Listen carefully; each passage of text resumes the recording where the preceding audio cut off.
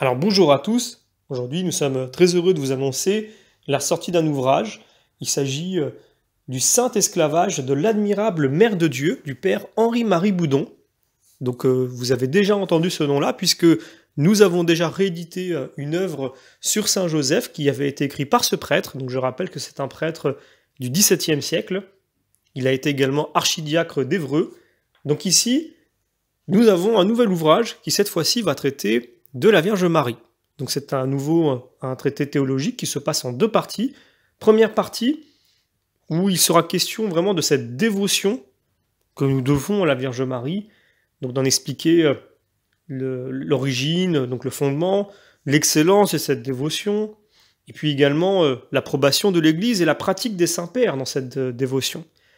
Et la deuxième partie va traiter davantage vraiment de la Vierge Marie en tant que telle. Et donc, quels sont les exemples que nous pouvons tirer de la Vierge Marie? Et là, eh bien, j'ai envie de dire, le développement théologique est vraiment très profond, puisque nous allons nous intéresser à la fois donc de la charité, de l'humilité, de la chasteté et de la foi de la Sainte Vierge Marie, mais aussi de ses souffrances, de l'estime et de l'amour qu'elle a eu des croix. Et évidemment, on ne peut pas parler de la Vierge Marie sans parler des croix de son Fils. Et là, évidemment, comment cette mère a vécu la crucifixion de son Fils. Et donc c'est très important parce que souvent on a l'impression que voilà, les saints de l'Église, et encore plus des personnages aussi illustres que la Vierge Marie, eh bien, sont des êtres qui ont de la chance. Ce sont des êtres qui ont été choisis et qui ont vraiment une vie extraordinaire et qui nous dépassent complètement, qui n'ont rien à voir avec le commun des mortels. Alors évidemment, l'idée ce n'est pas de vous dire qu'elle n'a pas de chance, non, mais plutôt d'expliquer que elle a vécu aussi de très grandes souffrances, et peut-être les plus grandes souffrances. Est-ce qu'il y a une plus grande souffrance pour une mère que de voir son fils mourir en croix, et surtout de la façon dont a été traité Jésus-Christ, que ce soit au moment de la Passion, ou tout ce qui s'est passé avant, pendant ces 3 années de ministère? Eh bien, la Vierge Marie n'a pas été épargnée de cette souffrance-là. Et ce n'est pas la seule souffrance qu'elle a vécue, puisque dès le départ, quand il y a eu l'annonce de la naissance de Jésus, il y a donc par la suite cette épreuve avec Joseph, qui doute, mais également, une fois Jésus né, il y a ce que Hérode avait prononcé sur l'homicide général, sur tous les enfants nouveau-nés de moins de 2 ans. Et là, qu'est-ce qui s'est-il passé pour la Sainte Famille? Ils se sont rendus en Égypte. Et donc tout n'a pas été de tout repos, bien au contraire. Et évidemment, cette mère qui voit son fils grandir, qui se rappelle de la parole de l'ange, qui se rappelle de la prophétie, qui connaît aussi les Saintes Écritures, et qui sait qu'à un moment donné, eh bien, elle souffrira de la mort de son fils.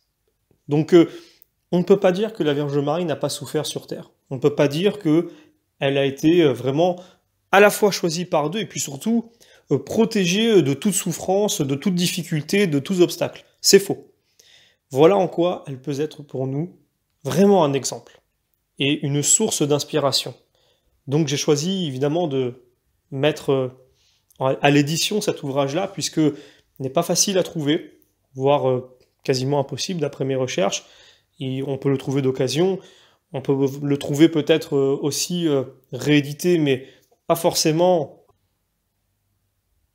accessible en termes de prix.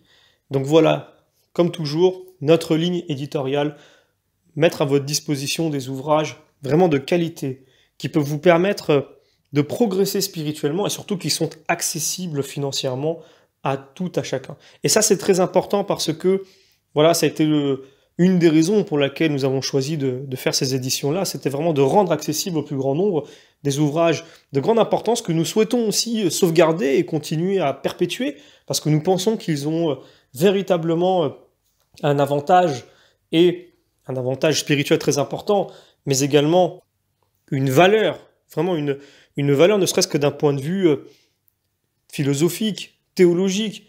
C'est un des trésors que l'humanité a pu produire.